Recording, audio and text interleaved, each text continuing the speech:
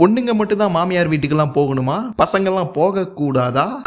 என்னடா சொல்றாங்க? இல்ல நான் அப்படிலாம் கேட்கல. இந்த படத்துல அப்படி கேட்டிருக்காங்க. படத்தோட பேரு பியார் பிரேமா கல்யாணம். இந்த படத்தை ஸ்டார் படம் எடுத்த டைரக்டர் எலன் தான் டைரக்ட் பண்ணியிருக்கிறாரு. அண்ட் அவரே தான் ஹீரோவாவும் நடிச்சிருக்காரு. ஹீரோயினா ஷான்வே மெஹானா அவங்க நடிச்சிருக்காங்க. இந்த படத்தோட சிம்பிளான ஒன்லைன் என்னன்னு பாத்துக்கிட்டீங்கன்னா, இது வரைக்கும் பொண்ணுங்க தானே மாமியார் வீட்டுக்கு போய் வீட்டோட மருமகளா இருப்பாங்க. அந்த ஸ்டீரியோ டைப் எல்லாம் உடைச்சி மருமகன் மாமியார் வீட்டுக்கு போனா எப்படி இருக்கும் அப்படிங்கறத இந்த படத்துல காமிச்சிருப்பாங்க.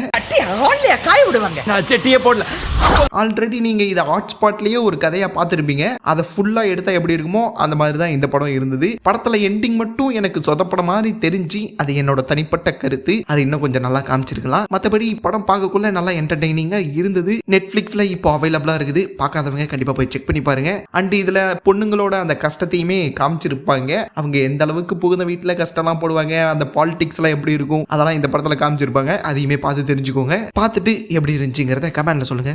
பாய். லவ்வுக்காக சில விஷயங்களை சாக்ரிஃபைஸ் பண்ணி தாடி ஆகணும். ஒரு வாட்டி நீ பண்ண இல்லைங்க.